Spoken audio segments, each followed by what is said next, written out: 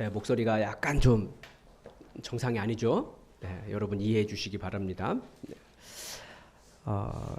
오늘은 우리 가족들 모두 모이는 시간이라고 생각을 해서 복음 위에 선 가정이라는 제목으로 말씀을 증거하겠습니다. 외국에서 한 10년 이상 유학을 한 남자분이 외국에 살다 보니까 당신은 반드시 아내는 난 한국 사람을 구해야겠다. 그런 생각이 들었답니다. 이 서양 여자들의 서양식 사고가 도저히 자기는 이해가 안 됐더라는 거예요. 그래서 10년 이상의 유학을 마치고 우리나라에 들어와서 나름대로 이렇게 괜찮은 한국 여자분을 만나서 결혼을 해서 가정을 이뤘습니다. 그런데 몇 개월이 지나지 않아서 이분이 후회를 심각하게 하셨대요. 미국 여자가 싫어서 한국 여자와 결혼했는데 미국 여자보다 더 서구식을 찾더라는 거예요. 그런데 부인 이야기는 달랐습니다.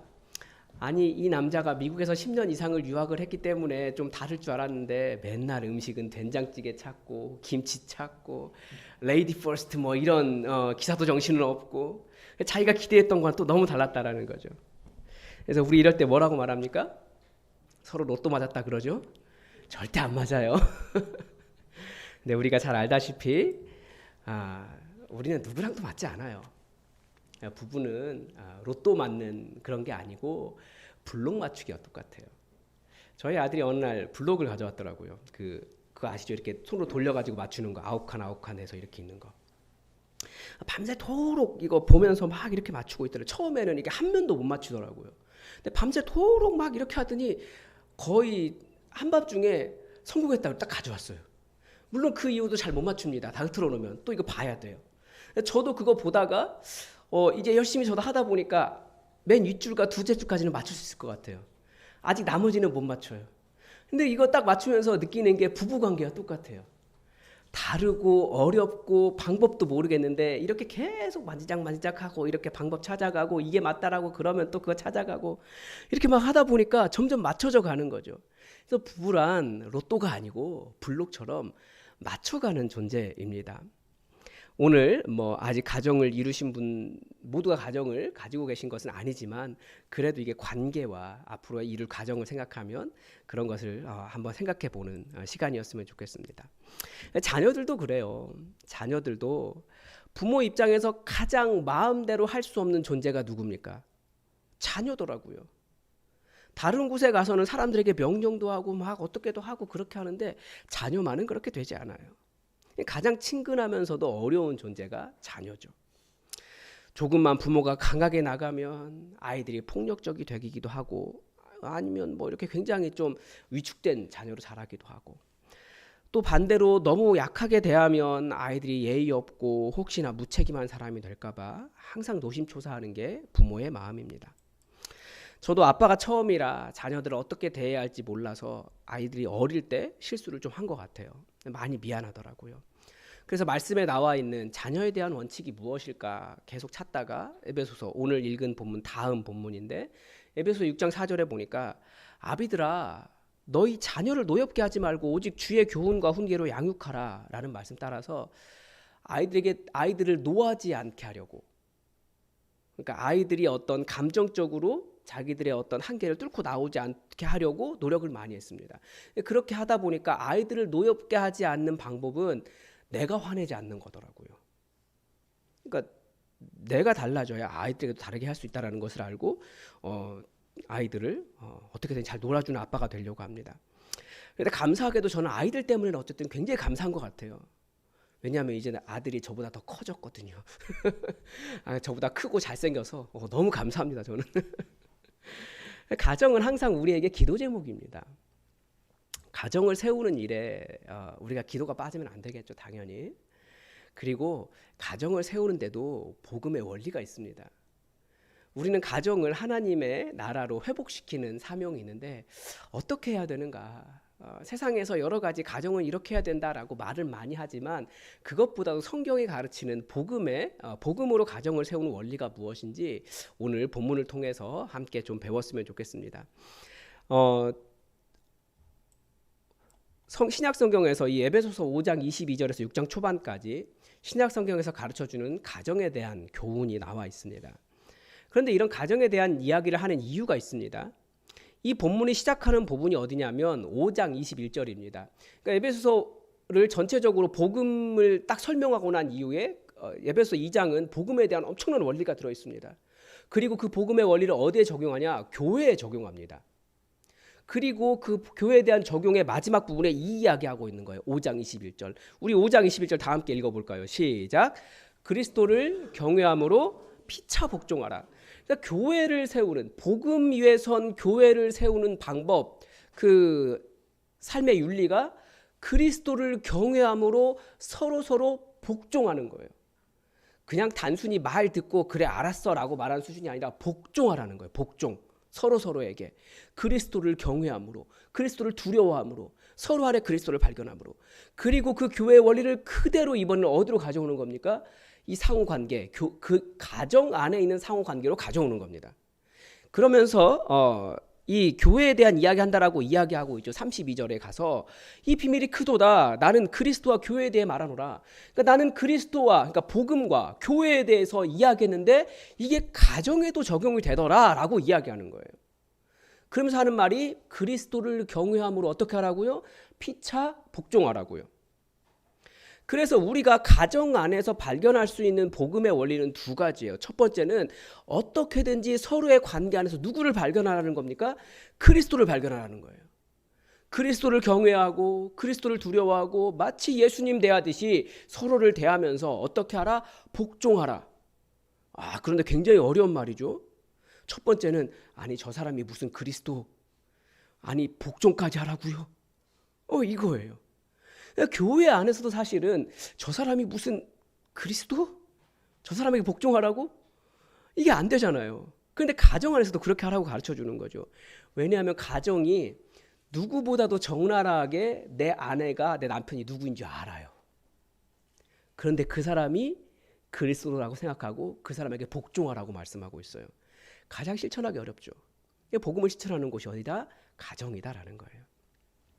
그래서 그 복음을, 가정을 세우는 복음의 첫 번째 복음의 원리는 피차 복종이고 그리스도를 발견함으로 피차 복종하라는 겁니다. 그러니까 그리스도를 경외함으로. 그러니까 그리스도인의 상호 관계는 항상 그리스도를 경외함으로 서로 복종입니다. 그러니까 상사 대하듯이 두려워서 복종하는 게 아니에요.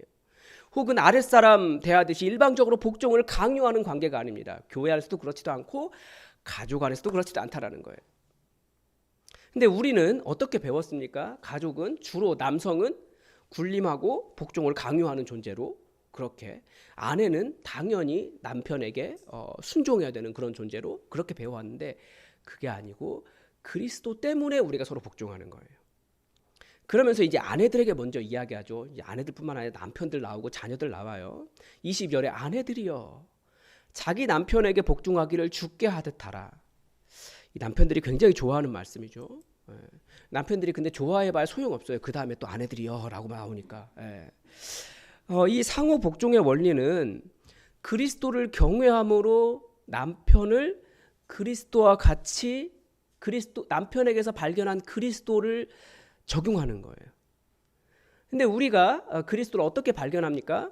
23절에 보니까 사도 바울은 지금 이렇게 발견한 거죠.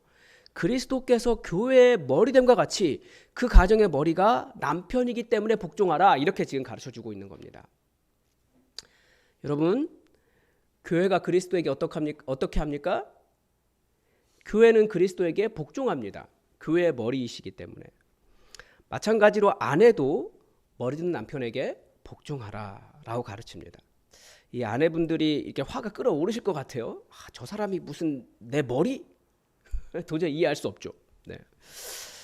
어떻게 저런 사람에게 교회가 그리스도에게 복종하듯이 복종할 수 있겠느냐.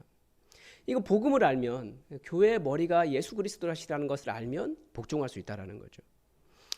우리는 깨어진 세상을 하나님 나라로 회복시키는 사람들입니다.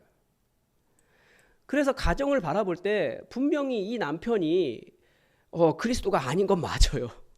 아무리 봐도 그렇진 않아요. 그런데 그리스도여도 복종할 마음이 없다면 아마 그 남편이 진짜 예수님처럼 너무나 선하신 분이어도 복종할 마음이 일어나지 않을 거예요. 그것조차도 마음에 안 들 겁니다. 남편을 가정의 머리로 세우는 일은 이 깨어진 세상을 회복시키는 그리스도인의 사명과 같은 거예요. 남편을 가정의 머리로 세우는 일이 아내들의 사명과도 같은 겁니다.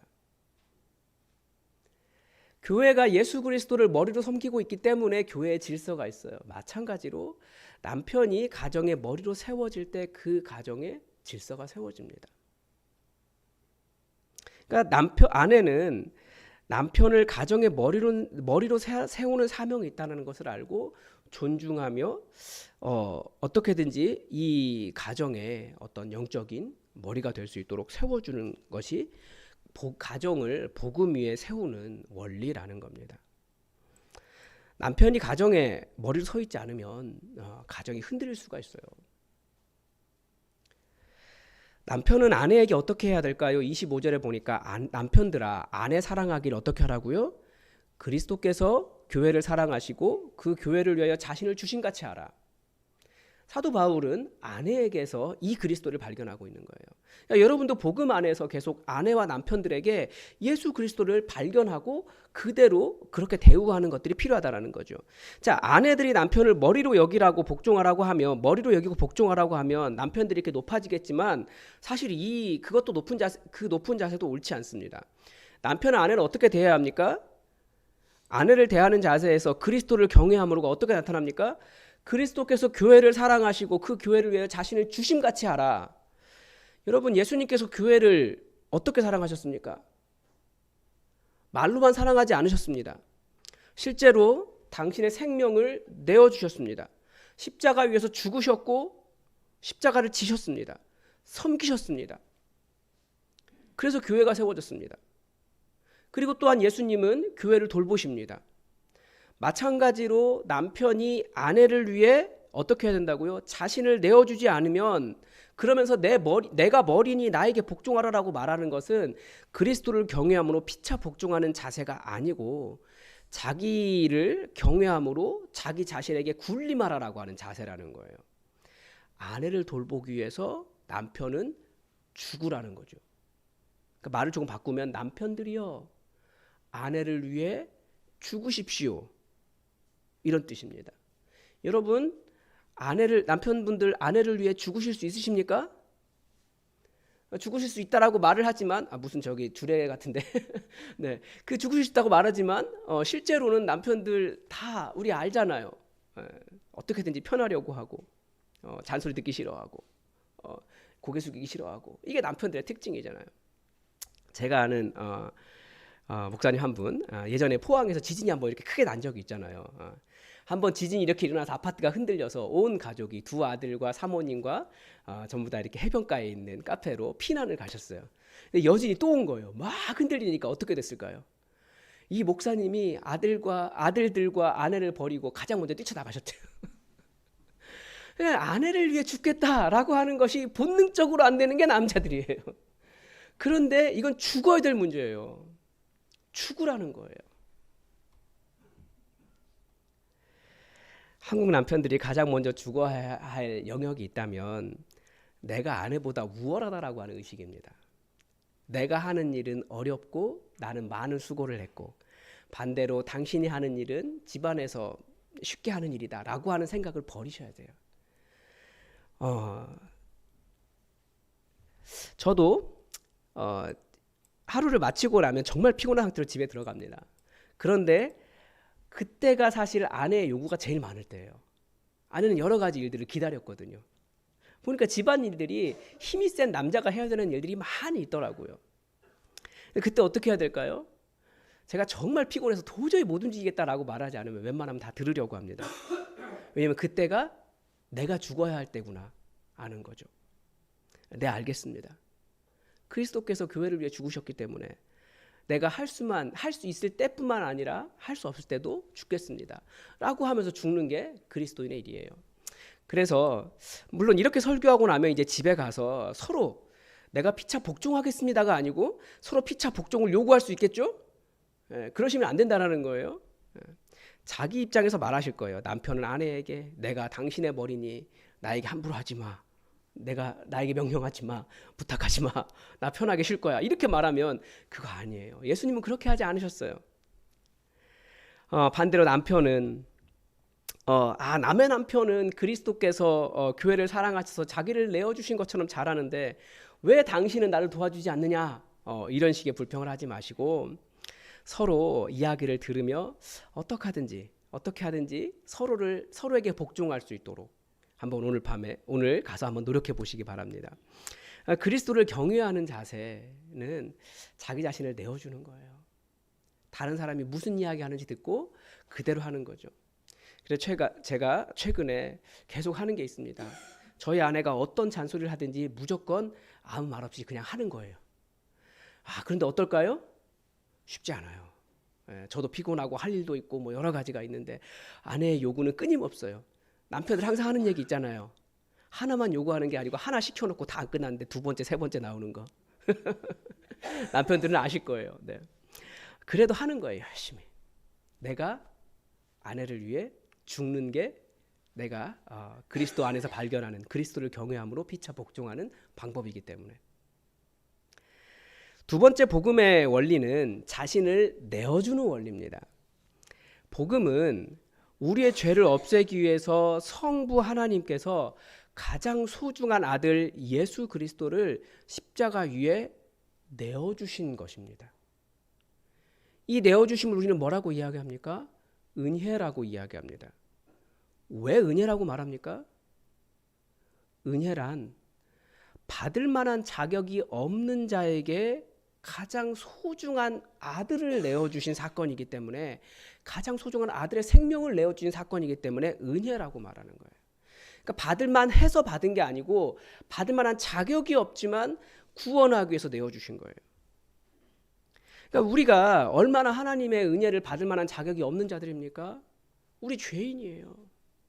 그런데 하나님께서 그 소중한 품속에 있는 아들, 성경의 표현대로 아버지의 품속에 품고 있는 그 아들을 우리의 죄를 위해 내어주셨어요. 누구를 위해? 죄인을 위해. 의인이 아니고 받을 만하지 않은 사람을 위해 내어주셨어요. 그러면서 우리의 그 모든 죄짐을 예수님이 다 지신 것입니다. 즉 아내가 남편을 위해, 남편이 아내를 위해 그리스도의 자신을 내어주심 같이 받을 만하지 않은 사람이지만, 내 남편이, 내 아내가 아무리 생각해도 부족하고 받을 만하지 않은 사람이지만 내어주는 거예요. 그리고 그 사람의 예수님께서 우리의 모든 죄짐을 지신 것처럼 우리는 그들의 연약함을 짊어지는 거예요. 이게 내어줌의 원리입니다. 여러분의 남편을 위해, 여러분의 부족한 아내를 위해, 혹은 부족한 사람을 위해 여러분 내어주실 수 있으시겠습니까? 그게 가정이 말하는, 가정을 복음 위에 세우는 방법입니다. 복음이 말하는. 남편 되신 여러분, 아내 되신 여러분, 대체 이 이기적이고 나쁜 사람들을 위해서 자신을 내어주실 수 있으시겠습니까? 집안일에 손가락 하나 까딱할 줄 모르는 남편을 위해 나 자신을 내어줄 수 있겠습니까? 아니면 이미 많이 내어주셨습니까? 예수님의 내어주심이 이 죄인의 모든 죄책을 짊어지신 것이었듯이, 우리가 아직 죄인일 때, 즉 회개한 것도 아니고 우리가 죄가 있는 것조차 깨닫지 못할 때에도 예수님께서 당신을 내어주셨듯이 우리를 내어주는 것이 이 부부관계라는 겁니다. 가정을 복음 위에 세우는 방법입니다. 이렇게 서로를 내어주는 이유가 있습니다. 25절 26절에 보면 이는 곧 물로 씻어 말씀으로 깨끗하게 하사 거룩하게 하시고 자기 앞에 영광스러운 교회를 세우사 티나 주름 잡힌 것이나 이런 것들이 없이 거룩하고 흠이 없게 하려 하심이라. 즉 상대방을 거룩한 교회 만들기 위해서 그러는 거예요. 그러니까 우리가 가정에서 서로를 섬기는 이유는 가정을 정말 아름다운 하나님의 교회로 만들어가기 위해서 우리는 그렇게 서로를 내어주는, 교회를 섬기는 과정으로 그렇게 내어준다라는 거죠. 그래서 서로를 거룩하게 세워주는 것이 가정입니다. 또한 복음 위에 가정을 세우는 또 다른 원리는 하나됨의 원리입니다. 왜 그렇습니까? 복음은 끊임없이 우리에게 하나됨을 요구하죠. 이 에베소서의 교회론도 하나를 요구합니다. 계속해서 하나를 이야기해요. 공동체라고. 왜 그렇습니까? 우리가 섬기는 하나님이 어떤 분이신지 우리가 알기 때문입니다. 제가 전공이 유일신 전공이니까 여러분은 그래도 이걸 구분할 수 있어야 돼요. 제가 여러 번 말씀드린 적이 있는데 단일신과 유일신은 다른 겁니다. 단일신은 뭡니까? 신이 하나라는 거예요. 여호와의 증인, 여호와의 증인은 신이 하나라고 이야기하는 거예요. 여호와 하나님만 하나다. 예수님이나 성령님은 신이 아니라고 이야기하는 거예요. 이건 단일신론이라고 합니다. 근데 성경에서 가르쳐주는 신과는 단일신론이 아니고 유일신론입니다. 그러니까 우리가 섬기는 하나님 한 분이시면서 세 분이시면서 한 분이신 이 관계는 성경에 나타난 하나님의 이 삼위일체적 하나님을 설명하는 유일한 용어가 유일신관입니다. 하나라고만 주장하는 단일신관하고 틀려요. 일신론이 아닙니다. 우리는 삼위일체 하나님을 믿습니다. 즉 우리가 섬기는 하나님은, 우리를 창조하신 하나님은 처음부터 공동체로 거하시면서 하나를 이루고 계시는 분이세요. 이게 왜 위대합니까? 하나님이라는 말은 그분들이 이미 단독으로서 홀로 계셔도 완벽한 존재란 얘기예요. 그런데 이 완벽하신 존재들이 서로 다른 분들을 위해서 자신을 내어주면서 사랑으로 완전한 하나를 이루는 거죠. 우리는 완벽하지 않으면서도 내가 완벽한 것처럼 내 생각만 옳다는 사람들로 구성되어 있습니다. 그러니까 어떻게 합니까? 다른 사람을 위해서 자꾸 나는 옳고 너는 틀렸다라고 말하면서 우리는 다른 사람과 하나 되기를 거부해요. 그런데 진정한 완벽함은 내가 완벽하다라고 해도 나 자신을 부족한 사람을 위해서 내어줄 수 있는 게 더 완벽한 거예요. 그러니까 성부, 성자, 성령 하나님이 완벽하신 분들이 자기의 생각이 온전하심에도 불구하고 자기 자신을 사랑으로 다른 분들을 위해 내어주신 분들이에요. 마찬가지로 우리도 복음을 따라간다, 우리가 섬기는 하나님을 섬긴다라고 하는 것은 나의 완벽함조차도 내려놓고 사랑함으로 나 자신을 다른 사람을 위해 내어주며 하나를 이루는 공동체가 되는 것, 이것이 바로 우리가 섬기는 하나님의 특징입니다. 그리고 그것을 우리에게 요구하시는 겁니다. 예수님께서 왜 십자가 위에서 당신을 내어주셨습니까? 에베소서가 계속 교회론을 이야기하면서 하는 것이 그것이에요. 예수님처럼 너희도 좀 내어주어라. 그러면서 하나를 이루어라. 그게 교회 아니냐. 그것을 가정에 그대로 적용하고 있는 거죠. 가정도 서로를 위해서 자기 자신을 내어주면서 부족한 아내와 부족한 남편과 부족한 자녀를 위해서 자기 자신을 내어주면서 하나를 이루어라. 이게 교회이면서 가정이라는 거죠. 다시 말씀드리지만 사람이 혼자 있으면 문제가 없습니다. 혼자 많이 먹어도 괜찮습니다. 혼자 좋은 것을 입어도 누구도 뭐라고 하지 않습니다. 혼자 편하려고 해도 괜찮습니다. 몇 시에 일어나건 몇 시에 자건 아무 관계 없습니다. 그러나 다른 사람과의 관계에서 혼자 먹으려고 하면 어떻게 됩니까? 다른 사람 먹을 것을 빼앗는 것이 될 수도 있어요. 아내들이 어려워하는 것이 그거예요. 혼자 먹으려, 가족 중에서 만약에 4식구가 있는데 각 가족이 혼자 먹으려고 하면 아내가 무슨 일이 발생합니까? 밥을 4번 차려야 돼요. 혼자 있으면 문제가 되지 않지만 같이 살아가면 달라져요, 얘기가. 그러니까 혼자만 있으려고 하면 그것은 다른 사람에게 어려움을 줄 수 있어요. 혼자 좋은 거 누리려고 하면 군림하게 되겠죠. 때로는 다른 사람 것을 빼앗게 돼요. 혼자 편하려고 하면 다른 사람의 노동력을 착취하게 됩니다. 남편이 가정에서 편하려고 하면 그 집안일 누군가가, 그러니까 결국 아내가 하겠죠. 아내가 그걸 해야 돼요. 그래야 남편이 편해질 수 있어요. 그 혼자 있으면 아무 문제가 발생하지 않지만 같이 지내려고 한다면 사실은 서로가 자기 자신을 내어두고 자기가 옳다라는 것을 포기하고 서로를 세워주는 그런 시간들이 필요한 거죠. 예수님은 우리의 이런 공동체를 이루고 공동체를 이루지 못하고 하나를 이루지 못하는 관계 문제를 해결하시려고 우리의 죄인됨을 밝히셨고, 그런 죄인을 위해서 당신을 먼저 주셨고, 서로 사랑하는 것을 가르쳐 주시면서 우리에게도 그 복음의 방법들을 따라가라고 하신 겁니다. 그렇게 온전한 하나를 이루라고 하시는 거죠. 바로 그렇게 서로에게 내어주고 서로 깊이 사랑하며 하나를 이루는 가정, 하나를 이루는 가장 기초 단위가 바로 가족이라는 거예요. 그리고 무엇보다도 부부라는 거죠. 인간 안에는 다 이 욕구가 있습니다. 자신을 내어주고 깊이 사랑하고 사랑받고 싶어하는 근본적인 욕구가 다 있어요.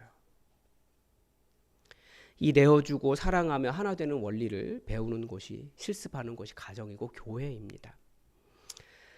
그러면서 이렇게 정리하죠. 28절에서 이와 같이 남편들도 자기 아내 사랑하기를 자기 자신과 같이 하고 자기 아내를 사랑하는 자는 자기를 사랑하는 것이라. 여러분, 우리는 이 시대에 하나님 없는 문화 속에 살고 있습니다. 하나님 없는 문화는 뭐라고 이야기합니까? 심지어 부부관계조차도 이제는 자신을 내어주라고 말하지 않아요. 내가 편하기 위해서 남을 사용하는 것으로 그렇게 나타납니다. 그래서 이 시대에 정말 비극적인 부부들이 많이 있어요.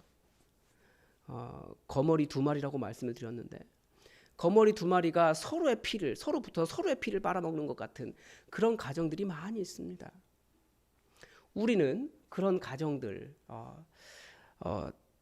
그런 이 시대의 문화를 벗어나서 정말 가정을 교회로 거룩하고 흠이 없게 세우는 일을 위해서 우린 부름받았습니다. 그러니까 이 시대의 그리스도인의 가정은 복음의 원리에 따라 다르게 살아가는 거죠.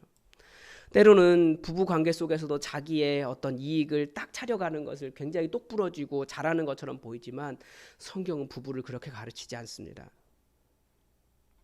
사람이 부모를 떠나 그 아내와 합하여 그 둘이 한 육체가 될지니 정말 하나가 되기를 요구하고 있습니다. 나를 사랑하는 방법이 아내를 사랑하는 방법입니다. 남편을 사랑하는 것이 나를 사랑하는 거예요. 그렇게 우리가 진짜 하나된 가정을 만들어가는 것이 이 시대에 가정으로 부름받은 우리의 사명이라는 거죠. 그래서 다시 정리하면 자기의 아내 사랑하기를 자신과 같이 하고 아내도 자기 남편을 존경하라.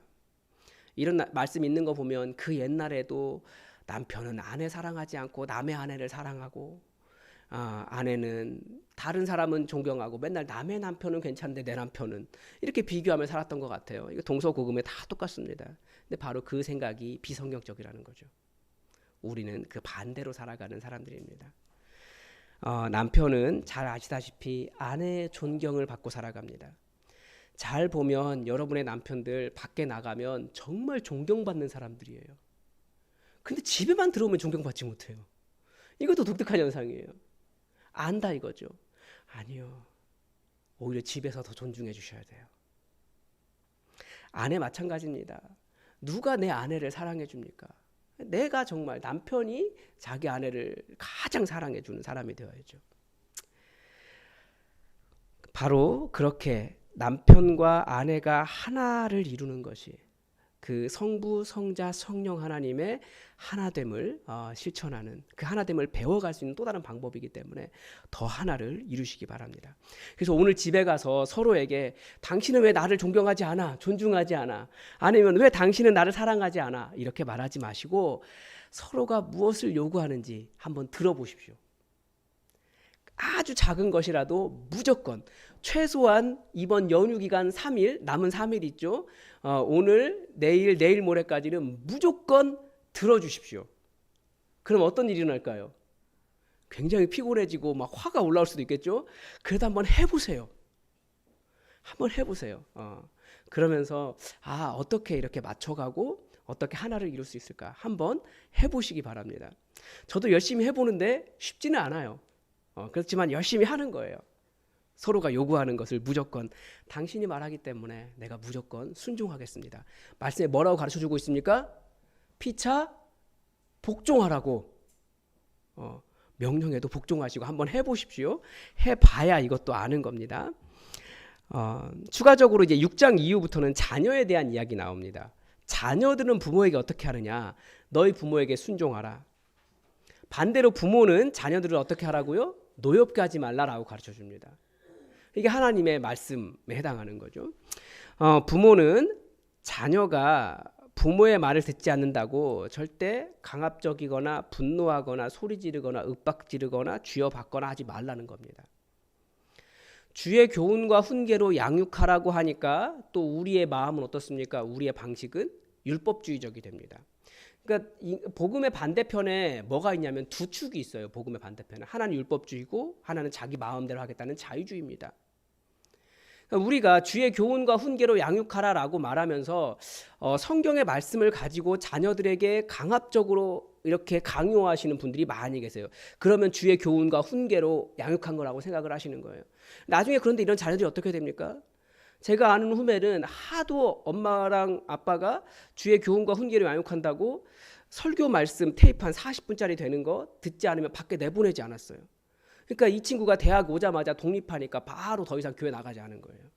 그러니까 주의 교훈과 훈계로 양육한다고 해서 말씀을 계속 강요하는 게 주의 교훈과 훈계가 아니에요. 그건 복음의 방법이 아닙니다. 그건 율법이에요. 복음의 방법, 주의 교훈과 훈계는 율법이 아니고 똑같아요. 예수 그리스도의 십자가의 방법, 자신을 사랑하기 때문에 그 죄 짐과 연약함을 내가 짊어지고 자신을 내어주며 사랑하며 하나를 이루는 것이 주의 교훈과 훈계의 방법이지, 말씀 구절 딱 잘라가지고 자녀들아 주 안에서 너희 부모에게 순종하는 것이 옳다. 너 왜 순종하지 않느냐. 에이, 이건 율법주의라는 거예요. 그렇게 하지 말라는 거예요. 그건 복음적인 방법이 아니라는 거죠. 이게 율법주의입니다. 뭐뭐 해야만 한다라는 거 자녀들도 알아요.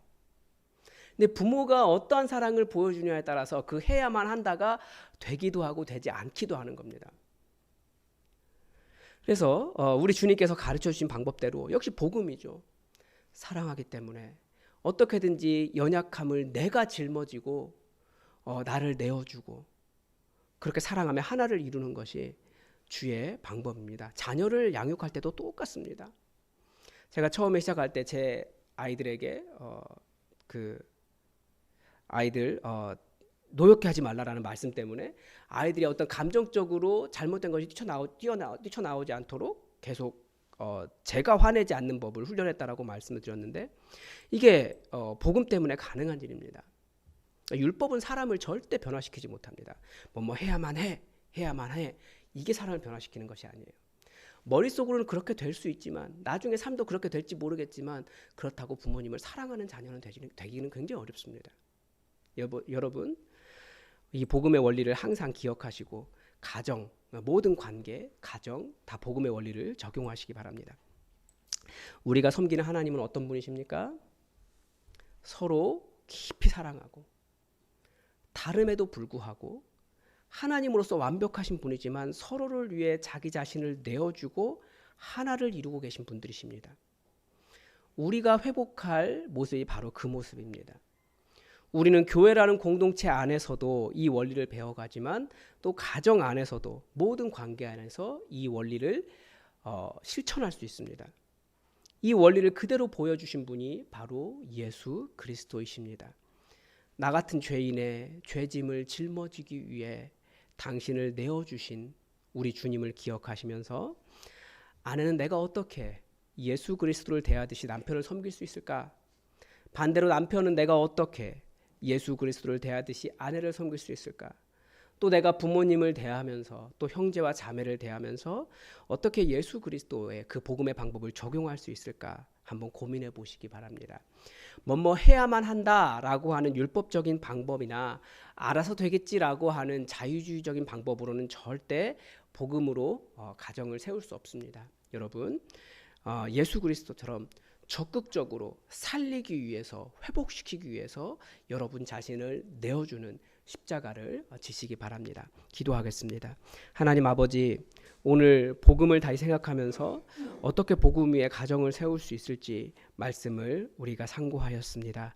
하나님 아버지, 내 삶이 온전히 예수 그리스도의 십자가 따라 살면서 내 아내, 내 남편, 내 자녀, 내 부모님, 내 형제 자매, 또 내 주변의 모든 관계, 이 교회 안에서도 정말 온전히 하나 된 복음 위에 세워진 그런 가정이 될 수 있도록 주여 역사하여 주시옵소서. 주님의 은혜에 감사드리며 예수 그리스도의 이름으로 기도드립니다.